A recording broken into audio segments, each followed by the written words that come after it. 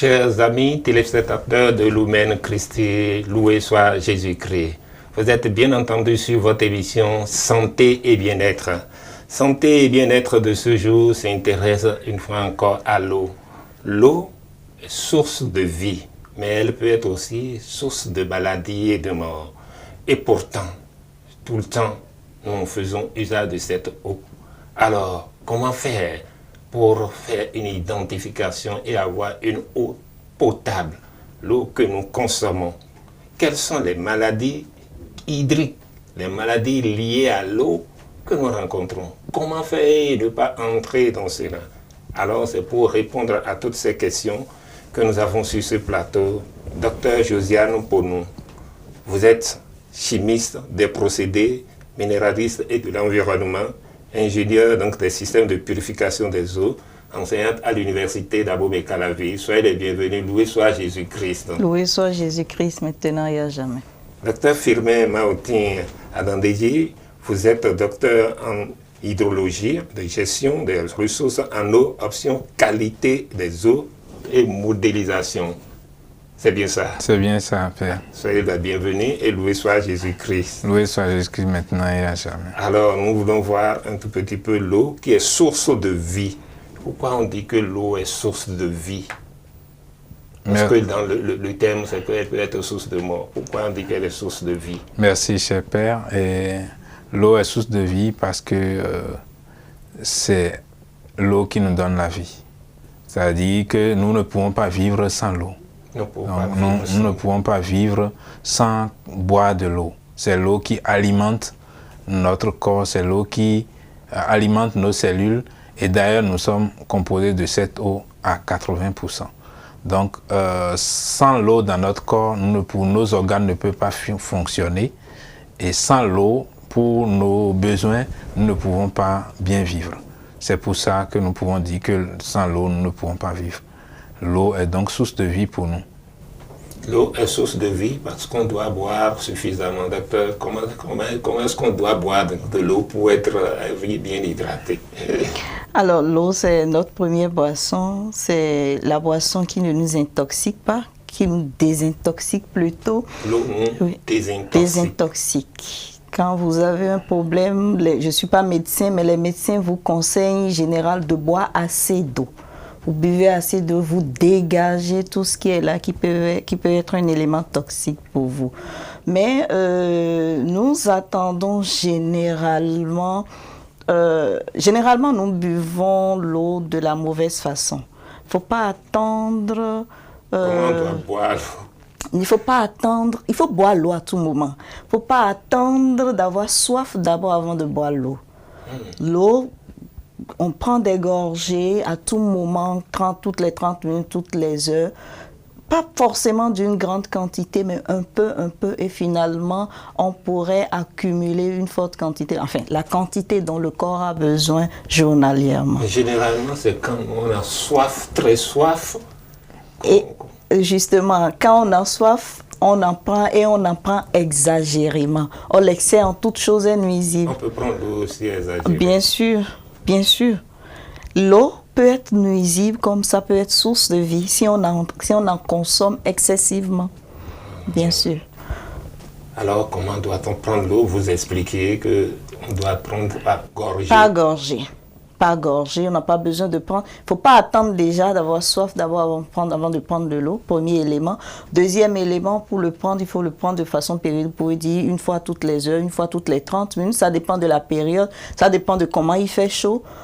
Mais prenez gorgée par gorgée. Voilà. Et vous allez vous rendre compte que vous en consommez assez.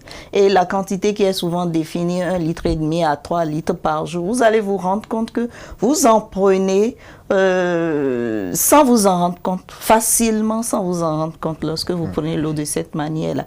Et ce qui est très bien, c'est que quand vous le prenez de cette manière, ça ne vous rend pas malade. Ça ne vous rend pas malade. Docteur, ce qui m'a été donné de constater, c'est que nous ne prenons pas l'eau de cette manière. Voilà. Et qu'est-ce qui peut justifier ce fait que c'est quand on a soif, c'est quand on sent vraiment que la gorge s'est asséchée et que le corps devient vraiment... Alors qu'on devrait prendre de temps à autre Ouais, comme l'a dit mon collègue, je pense que c'est une mauvaise habitude que nous avons par notre manière de boire de l'eau. Nous sommes occupés par les activités quotidiennes et nous oublions souvent d'aller à cet essentiel qui nous maintient en vie et qui maintient nos organes en fonctionnement. Lorsque l'organisme nous avons soif, c'est quand nous avons soif que nous pensons boire de l'eau. Or, quand nous avons soif, c'est que l'organisme est en alerte.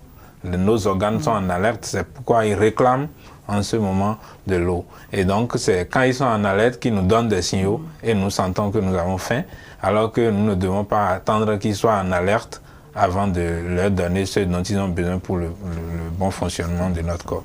Donc, prendre l'eau est une très bonne habitude. Nous devons prendre l'habitude de garder toujours sous nous un peu d'eau et à n'importe quel moment, nous pouvons envoyer quelques gorgées d'eau dans notre corps pour toujours maintenir les organes bien fonctionnels et dans les conditions qui leur permettent de nous donner les éléments qu'il nous faut pour notre suivi.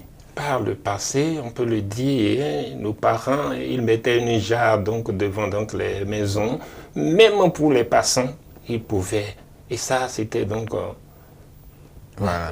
Une bonne habitude. Voilà, de savoir... Parce qu'on peut avoir facilement accès à l'eau. Voilà. Aujourd'hui, il n'est pas facile aussi d'avoir accès à l'eau. Voilà, et ça, c'est des savoirs que moi je qualifie déjà d'endogènes, mais dont nous perdons la valeur, dont nous perdons le sens, parce qu'ils savent qu'un individu qui passe peut rapidement avoir besoin de boire de l'eau. Et donc c'est ça que nos ancêtres avaient développé en mettant des jarres d'eau au niveau de leurs habitations. Et si bien que n'importe qui peut venir boire cette eau-là, parce que le corps a toujours besoin d'eau. Le corps a toujours besoin d'eau. Et lorsque vous buvez de l'eau comme il le faut, votre organisme fonctionne bien, vous vous sentez à l'aise et vous êtes très actif sur votre occupation ou bien sur tout ce que vous faites. Vous êtes très actif, votre cerveau est bien alimenté et vos organes également, et vous donnez le meilleur de vous-même. Donc c'est une très bonne habitude de prendre de l'eau, de garder de l'eau sur soi et de la consommer à plein temps. Docteur Josiane, est-ce qu'on peut actualiser, si on peut le dire, est-ce qu'on peut moderniser, est-ce qu'on peut rendre actuelle cette méthode pour rendre par exemple l'eau disponible et pour ceux qui n'en trouvent pas, ceux qui n'ont pas la possibilité, parce que l'eau aujourd'hui ça s'achète. Oui, merci. Cette pratique endogène qui a totalement disparu, même quand on va dans nos villages aujourd'hui, on n'en trouve presque plus. Je pense que c'est parce que beaucoup ont associé ça à une pratique malsaine, qui a des risques de contamination. Certes, il y a des risques. Alors, comment il faut faire maintenant pour surmonter tout ça? Quand vous allez dans les pays développés aujourd'hui, pratiquement chacun a sa petite bouteille d'eau avec lui. Quand il se promène, il a sa petite... Même si vous n'en avez pas, il y a des distributeurs partout. Bon, ce sont ces distributeurs-là que nous, on essayait de représenter à notre manière, de façon traditionnelle. Ces distributeurs, les jarres. Exactement. Donc, quand nous bougeons, quand nous faisons nos petits déplacements ou même quand nous sommes assis quelque part, ayons toujours notre petite bouteille d'eau à côté, notre jarre d'eau à côté. Ça nous fait du bien et ça peut être vraiment très utile pour chacun. Et sur ce point, on peut inviter aussi nos autorités à y penser pour qu'il y ait possibilité pour un passant, pour la population, d'aller et de prendre l'eau, surtout l'eau buvable. Oui. Qu'on peut prendre facilement. Nécessairement, il y en a qui n'ont peut-être pas les 50 francs, les 100 francs pour en acheter. Et quand je ne l'ai pas, je dois continuer. Et ça, cette émission peut interpeller aussi les autorités. Quand on a de ces points de vous parliez des bonnes fontaines, si nos parents le faisaient, c'est qu'ils puisaient cette eau dans le puits de la maison et qu'ils le mettaient à disposition pour le passant. Et ainsi, ça rejoint un tout petit peu cette émission et les valeurs que nous développions, à savoir penser à l'autre, soigner l'autre qui est malade. Alors, cette eau, nous le disions tantôt, elle peut être source de maladies. Quelles sont les maladies qui que l'eau peut engendrer. Voilà, merci, cher père. L'eau, comme on l'a dit, peut être source de vie, source de maladie. Et puis, généralement, on a ces maladies-là lorsque l'eau est contaminée. Lorsque nous consommons de l'eau souillée, de l'eau contaminée, ça peut nous rendre, c'est la cause principale des maladies. Vous recherchez dans ces eaux-là, après d'avoir fait les analyses microbiologiques, on trouve généralement des microbes. Je ne vais pas donner trop de noms scientifiques, mais on trouve des coliformes, par exemple. On trouve des gemmes comme Escherichia coli, des gemmes microbiologiques qui sont source de nombreuses maladies, notamment par exemple le choléra. Le choléra, qui est une maladie très répandue dans les milieux souillés, dans les milieux contaminés, dans les milieux impropres, où l'eau est puisée. Donc c'est dans les milieux où on a de la défécation à l'air libre. Voilà, ces éléments-là sont drainés lorsqu'il y a de la pluie et ça rejoint les nappes d'eau, ça rejoint les eaux de surface. Et lorsqu'on prend cette eau sans aucun traitement, sans aucune précaution, ça rend malade. Il y a également la dysenterie, ça c'est des maladies liées à l'eau. Il y a d'autres maladies comme l'hépatite qui vient de la consommation de l'eau contaminée. Et donc, il y a autant de maladies que l'on peut avoir lorsqu'on consomme de l'eau souillée. Et voilà les plus grandes maladies qu'on a. Il y a d'autres maladies qui ne sont pas forcément découvertes à court terme, mais qui peuvent après être découvertes à long terme. Parce que les éléments chimiques, ça c'est le côté microbiologique que j'ai présenté, mais il y a d'autres éléments chimiques. Dans certaines régions, vous avez par exemple du fluor en essai et qui est à l'origine de certaines maladies comme la fluorose dentaire ou le jaunissement des dents. Donc l'eau qui peut agir sur les dents et qui va donner des colorations et qui va déformer les os parce que ces eaux-là contiennent cet élément qu'on appelle le fluor. C'est généralement dans les zones de socle, dans les zones... c'est une pollution beaucoup plus naturelle parce que liée à la géologie de ces milieux-là. Donc les éléments chimiques, lorsque certains sont en essai, peuvent engendrer de maladies, aussi bien les éléments microbiologiques également. Donc voilà ce que je peux... Et dans ce cas, qu'est-ce qu'il faut faire? Il faut analyser tout voilà. ça. Il faut analyser, d'abord connaître la composition chimique de cette eau, analyser, voir si l'élément est en essai ou pas. Et généralement, j'ai parlé de la contamination naturelle, c'est lié à la géologie. Et là, il faut développer des techniques de purification d'eau pour réduire ou enlever totalement ces éléments des eaux avant de les consommer. Lorsqu'on ne traite pas cette eau, on ne pourra pas avoir de l'eau potable. Oui, alors je voudrais juste compléter ce que mon collègue a dit en disant qu'il n'y a pas que les éléments microbiologiques qui, généralement, quand on a de problèmes de maladies liées à l'eau, on pense directement aux éléments microbiologiques, mais il y a des éléments que nous appelons les métaux lourds. Les métaux lourds. Et ces métaux lourds, c'est un peu des éléments, même en faible quantité, peuvent être très nuisibles à l'homme. En faible quantité, je dis en très faible quantité même, peuvent être très nuisibles à l'homme. Et ces métaux lourds, généralement, on pouvait avoir de l'eau très potable, exempte de microbes, mais il y a présence de ces métaux-là. Et ces métaux, la présence de ces métaux peuvent être liés aussi à la géologie, du milieu, comme ça peut être lié aux activités industrielles. Et dans le milieu, comme ça peut être aussi lié aux différentes activités des êtres humains, c'est-à-dire on a fait de l'enfouissement, on en a mis l'enfouissement des ordures, etc. Donc tout ça peut générer la présence, peut être la cause des métaux lourds dans l'eau. Et ces métaux lourds, généralement, sont la source des cancers. Les cancers les plus dangereux d'ailleurs. Je me rappelle, il y a eu des cas, je connais un cas au Japon où il y avait une industrie qui était installée non loin d'une source d'eau et qui faisait des rejets dans cette eau-là, et tous les habitants de cette zone avaient développé une maladie qu'on appelait Ita-Ita-Bio. Ita-Ita-Bio, c'était une maladie qui attaquait les eaux. Donc c'était un peu comme cancer des os, etc. Donc vous avez du cancer, on peut avoir du cancer de l'estomac, des cancers des os, etc. Il y a plusieurs types de cancers qui peuvent être développés à cause de la présence des métaux lourds dans l'eau que nous buvons. Dans ce cas, que dites-nous donc, que dites-vous au sujet donc de nos bacs en cuivre, en métallique, en objet métallique? Je ne parle pas encore des plastiques, on va y revenir. Que dire de ces bacs? Parce que de ces métaux, on a donc des bacs qui ont déjà fait 20 ans, on garde, il y a une partie qui prend de la rouille, mais ça continue. Comment doit se faire l'entretien et qu'est-ce que vous dites à ce sujet? Parce que pour prendre de ces métaux lourds dans le corps sans s'en rendre compte. Et les métaux lourds, quels sont ces métaux lourds? Vous pouvez en citer quelques-uns? Oui, quand nous parlons de métaux lourds, on ne parle pas forcément de fer. C'est vrai que le fer, la quantité de fer aussi est réglementée par la norme, mais nous parlons des métaux comme le cadmium, l'arsenic, le plomb. Vous voyez ces éléments-là qu'on retrouve dans le processus industriel.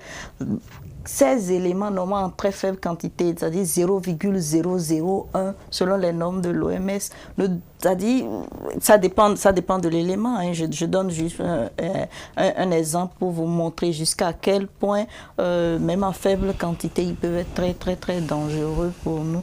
Donc, revenons à la question des bacs, les bacs métalliques.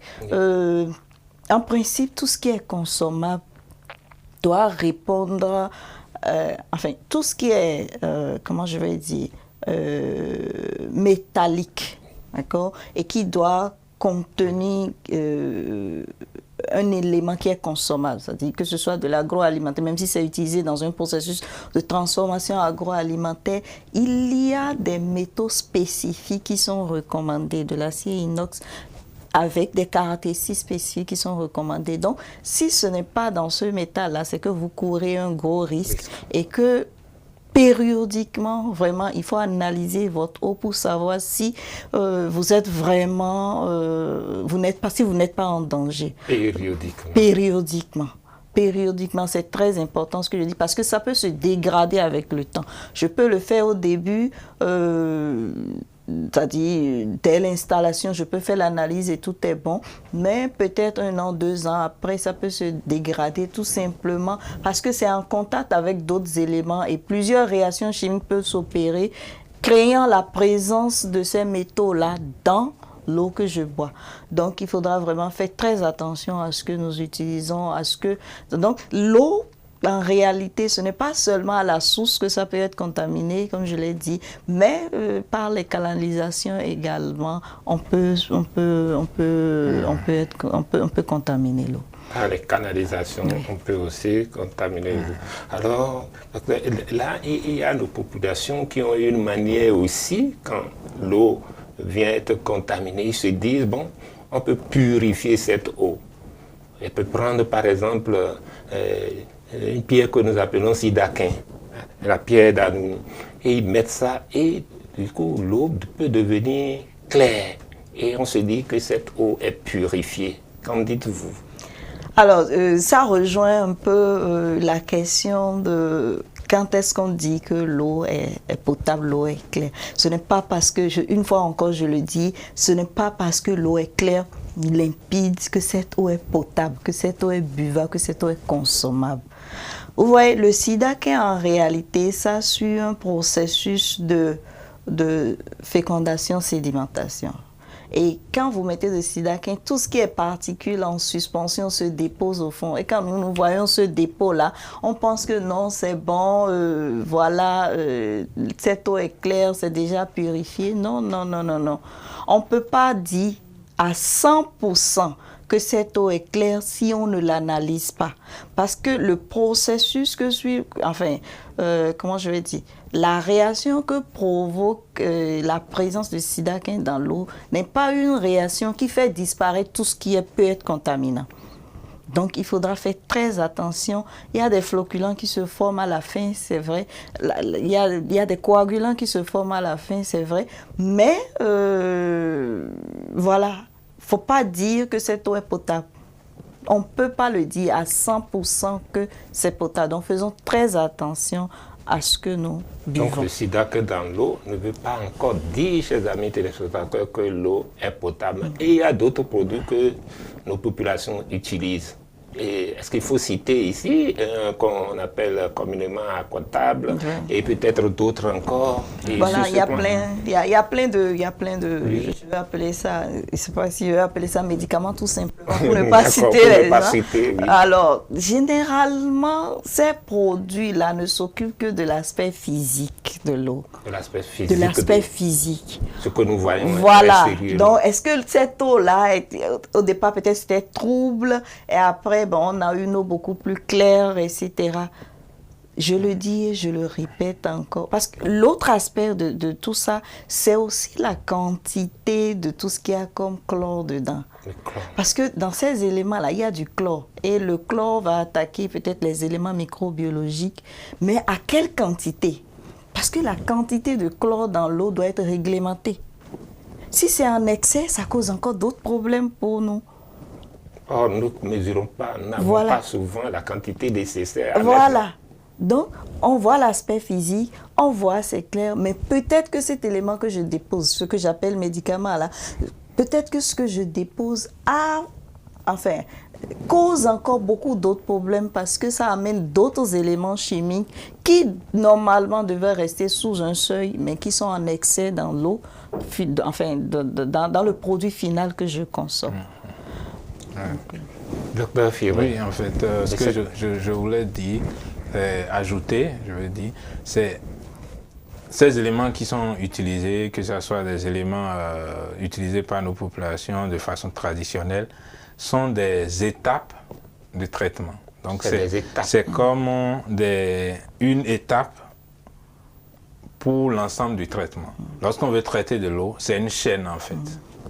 Donc, lorsque les populations utilisent du sidaké, par exemple, qu'on appelle généralement le sulfate d'aluminium, c'est une étape du traitement de l'eau, qu'on appelle la coagulation, flocculation, décantation.